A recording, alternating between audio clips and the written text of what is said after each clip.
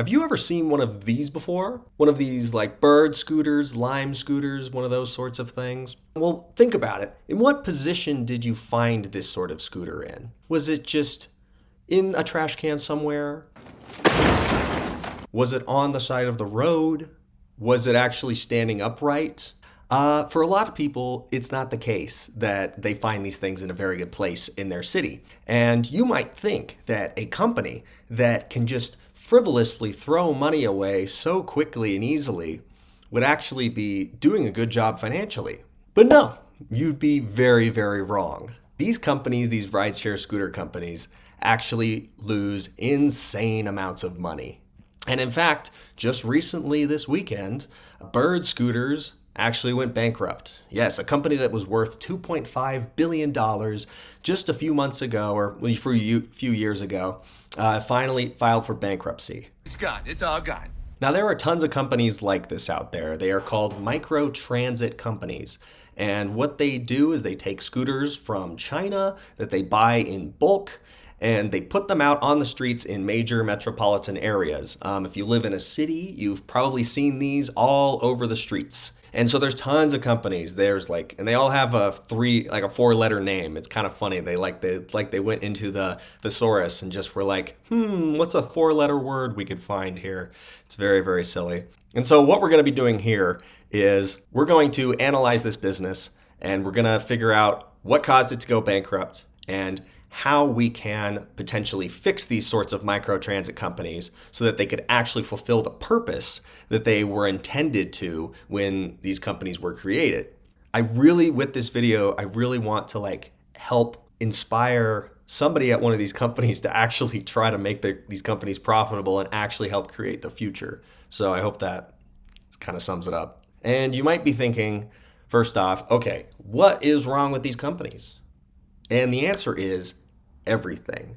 Their business model is terrible. Everything about them is terrible, as far as I can tell. In fact, let's take a look here. Let's take a look at the financials of these companies. I compared it to, there's Bird Global and Uber right next to it. And so Bird Global, let's take a look.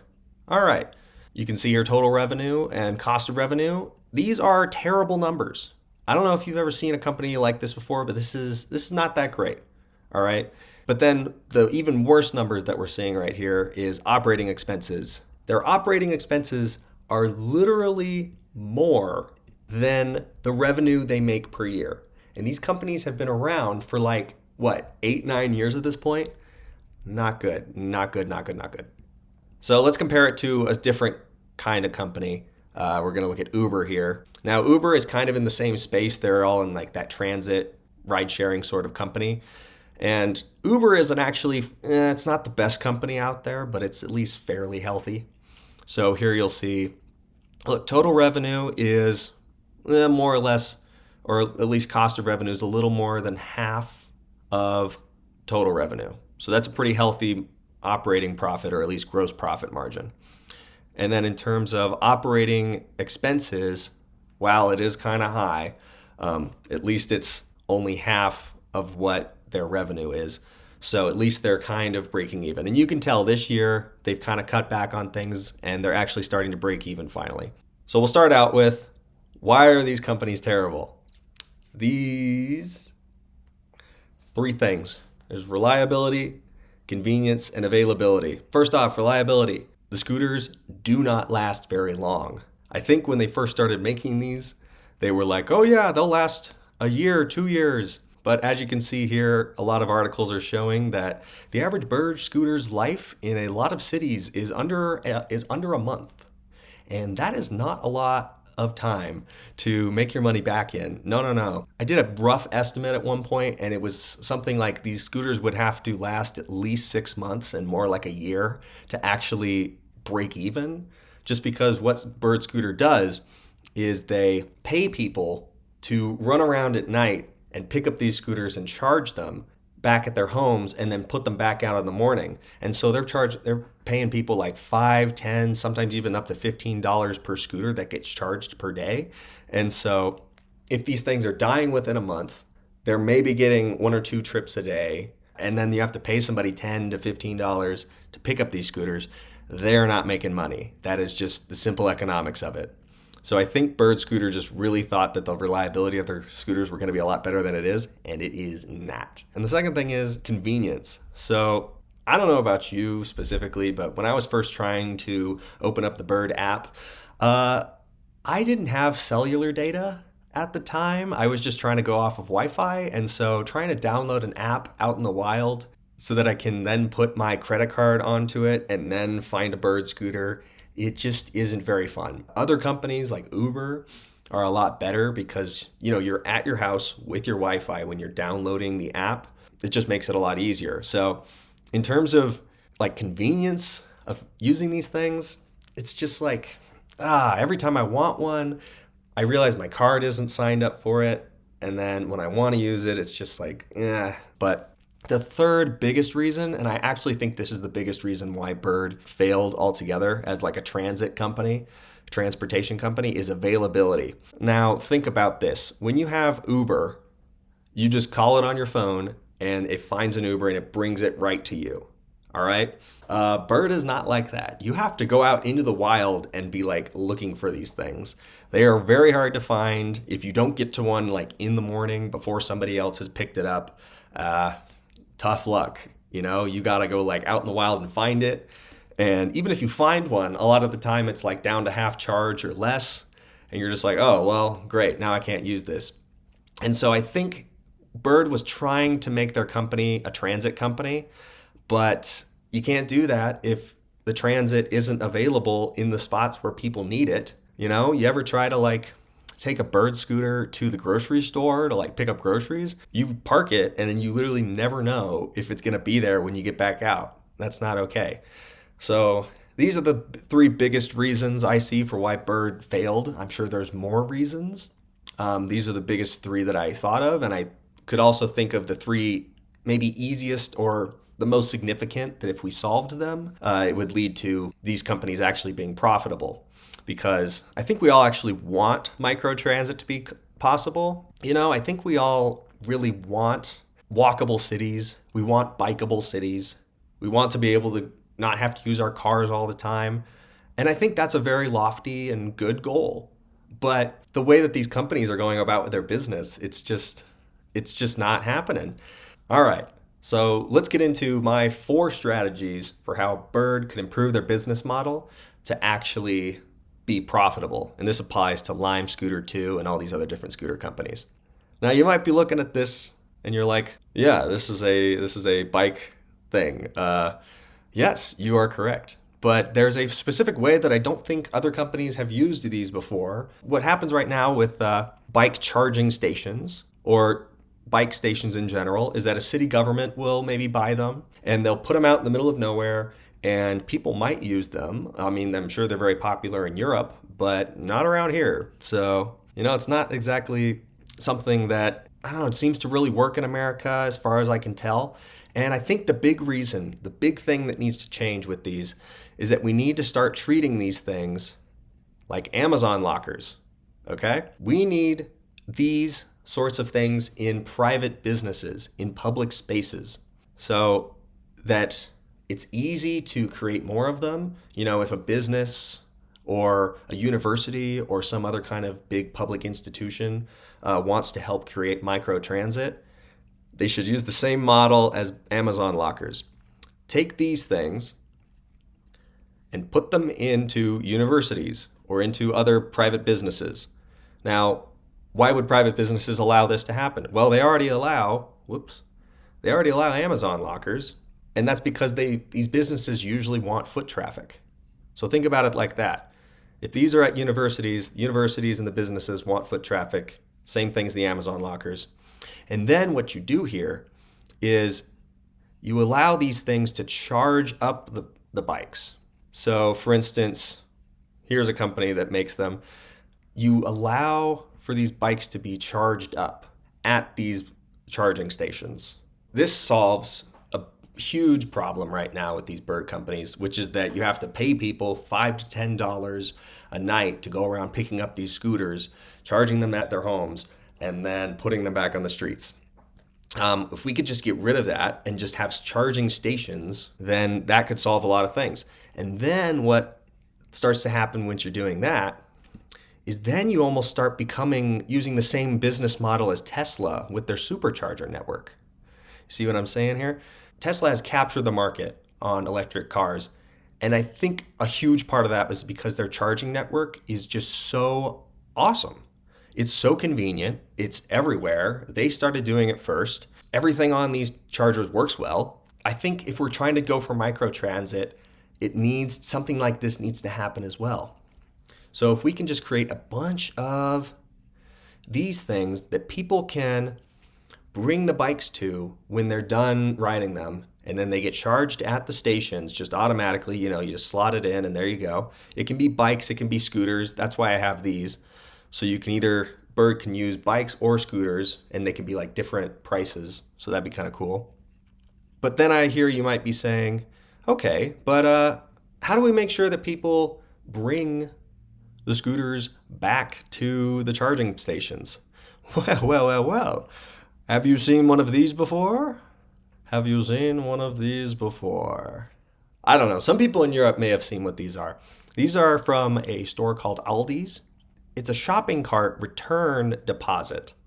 It's very interesting. What you do is you put a quarter in, and it lets you take a shopping cart when you want to go do groceries. And then if you want your quarter back, you have to put it back in the stall where all the shopping carts go, and that's how you get your deposit back. So here's another picture of it. Very interesting. I really like this idea. And so this is also a very similar idea to bottle and can returns. If you live in a state, I live in Oregon, where we have bottle and can deposits. What they do is they charge you 10 cents per bottle that you buy at the store, but then you get that deposit back if you turn in the bottle later. It's actually, honestly, I actually really like this system. So see, yeah, that's, if you see those sometimes on bottles and everything, that's kind of what I'm talking about here. So the idea is, and then there's Aldi's. So the idea is you want to incentivize people to bring their scooters back to central locations, or at least a location where it's convenient for other people to show up and pick up the carts and move them or rent them again. And so what you can do with this is you can also potentially have this, I would call it a micro deposit system. And what you can do with this is maybe if somebody just decides that they just want to leave their bike or scooter in the middle of the road or on the sidewalk somewhere, well, then they lose that micro deposit. And that deposit can be, it can be $5. It can be up to $10 if you want it. But basically, you're trying to replace the cost that you'd have to pay somebody to go pick up the scooter and take it home and charge it. Except now it's just a deposit that the customer has to pay. But they get that deposit back if they choose to bring the scooter or bike back to a charging station. Easy, perfect, solved it. Boom. Yeah. I don't know, I'm just very excited about that. It might not seem like a big deal, but I get excited about business models and stuff. And I think that's fun. And so this is actually the second idea that I had. I think all these charging stations where you pick up the bikes from should allow you to use a credit card. I don't know why that's already not a thing. I mean, I've seen with Tesla chargers and other different charging networks for electric cars, they have card readers and other things like that. And I know that there's a bit of a stigma around this because especially if these things are outside, they get exposed to the elements, they break. Sometimes just different parts from break all the time. And so that goes back to how this could work is if we're treating these more like Amazon lockers, where people can put these in universities, they can put these in various next to private businesses and things like that. And basically they can kind of act like vending machines in a way. And so therefore they can be protected a bit, they can be housed so that they don't, get exposed to the elements and break over time. And with this, I think my micro deposit system would actually work pretty well. I believe that the law allows you to hold a deposit on somebody's credit card for up to a month, I believe, if I'm remembering correctly, up to a month from when they purchase something. So this could be a very easy way to both charge clients or customers and have a deposit system. And this allows you to actually use these bikes without needing to download the app while you're out and about just doing things and having to worry about Wi-Fi and whether you're putting your credit card on this app that you don't want to have. And I mean, think about it. I already have like a million apps on my phone. It's 2023, everybody. Well, 2024, just about. Nobody needs another app on their phone. I don't know. I can't tell you how many people I know that are just like, I don't want another app. I don't need to do this. And so if we just have a way for people that don't want to download the app yet to be able to pay to rent these things, that would be a game changer as well. All right, third solution right here.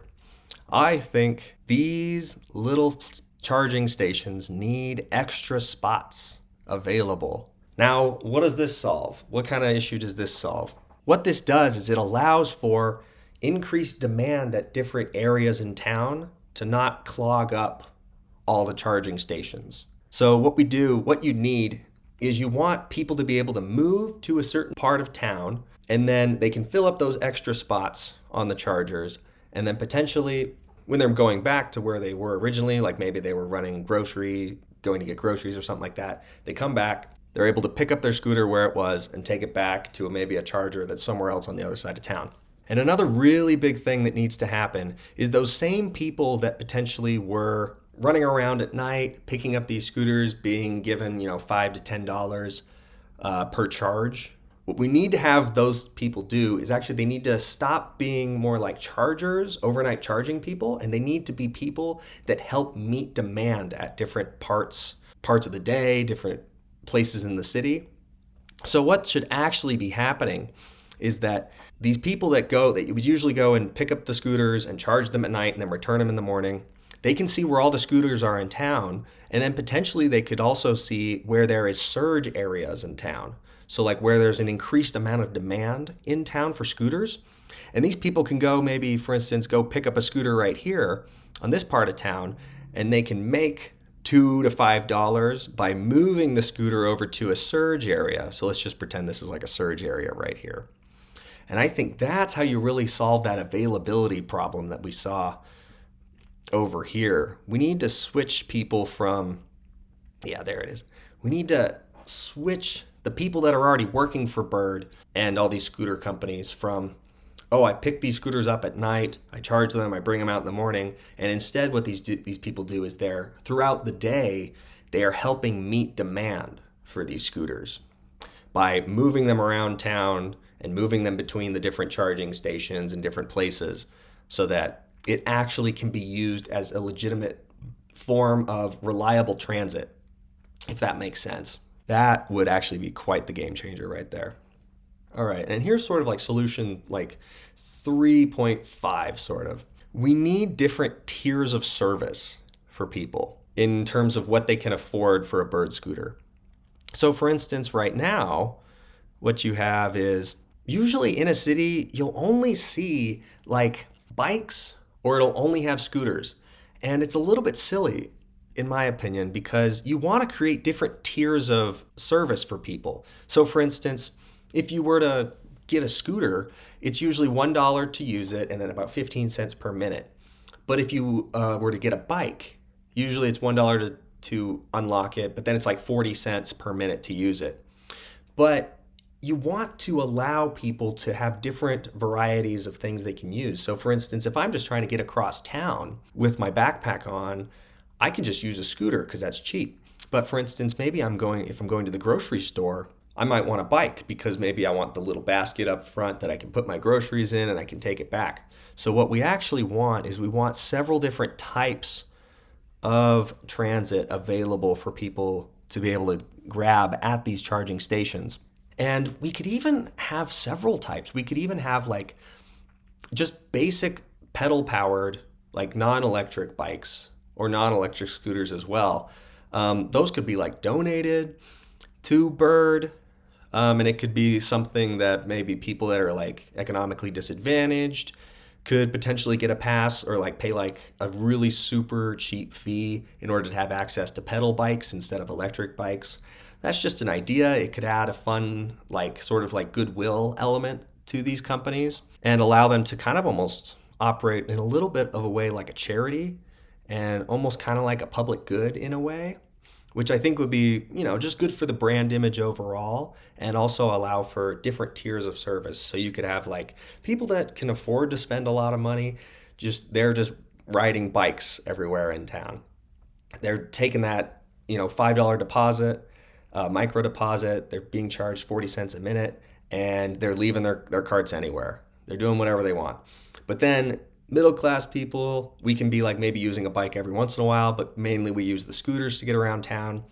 And then for people on that lower rung of the economic ladder, we want to have an option for them to get around too. And so we could have people donating normal pedal bikes and normal scooters that can go into these stations and people can rent them and use them in kind of the same manner. And I think I like allowing more access to things. I hope that makes sense.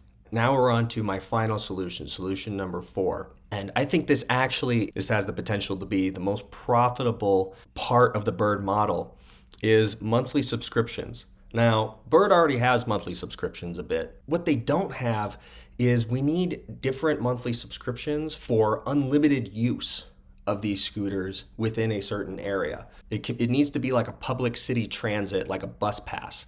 Or alternatively, it could be linked to existing city transit bus passes as well. And that would be really cool because maybe one type of city pass allows you to just use scooters, kind of like this shows. Maybe one of them allows you to use unlimited bikes as well for the month. That'd be pretty cool. This one maybe is for if you just want to use pedal bikes, something like that. But here is where it really gets interesting. Bird Scooter needs to be a transportation company, but it also needs to be selling the hardware that people are going to be using for their transit. So Bird Scooter was already trying to sell a few of their scooters. It was kind of an okay business, but they need to take a page from Tesla here, and you need to have your cars also match up with a charging network. That is like the ultimate business model there. So what you can do is you can have people buy Bird scooters, and the Bird scooters link into any of these Bird kind of charging stations that are around town, and they'll automatically be charging like a supercharger, kind of like Tesla does with their supercharger network. And so then what Bird can be doing is they can be making money on the sale of scooters, but then the cool part is they can be charging a monthly amount to have unlimited charging at their stations every month. And also, not just unlimited charging, but also just kind of safekeeping as well. So for instance, let's say you go to the grocery store, you're at Aldi's over here, and you go to the Bird station outside there. You park your Bird scooter at the station, and it automatically recognizes your Bird scooter. Maybe you just have to put your phone over or something and use the app. But then your Bird scooter is perfectly safe. It gets locked away in the station, and it gets charged while you're grocery shopping and doing whatever you have to do. And then when you come out of the grocery store, you grab your scooter, and it's fully charged, and you can take it all the way back home. Now that might be the ultimate business model that Bird Scooter and any kind of these microtransit companies could really implement, that I think would actually really turn them into like $100 billion companies. I hope that makes sense. Anyways, that is the end of my presentation, my video. Thank you so much if you made it to this point. Here's what I'm going to do though.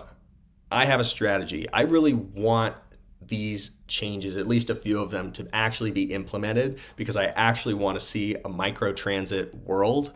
I actually want to see us not having to use cars to go around cities. I want to see us being able to use scooters and bikes to actually have bikeable, easy cities to get around in America, especially where I live up in Oregon. And so if you've made it to the end of this video, please, I would actually really appreciate it if you helped me spread this video to more specifically the people that matter. So I'm going to be trying to share this video with people that maybe work at Lime Scooter. I'm going to be tweeting this on Twitter at the Lime Scooter accounts. I'm going to be trying to send it to various people at these different companies. I mean, Bird Scooter just went bankrupt, so they're not an option anymore. I would appreciate anything. You can like, you can share, but if you could share it to the right people that actually might be able to help these things become a thing, that would be amazing. And then I would absolutely just love to be able to meet up with somebody from one of these companies at some point. Like maybe if they reached out to me, that'd be super cool. And I got to talk with them and we could help like figure out the strategies for these kinds of things. That would just be like the greatest thing of my life. I know I'm ranting a little bit at this point, but comment down there in the comments if you have any other potential solutions or ideas, or you have any critiques of the solutions I presented here. Yeah, I really appreciate it. But thanks for watching the video. Bye.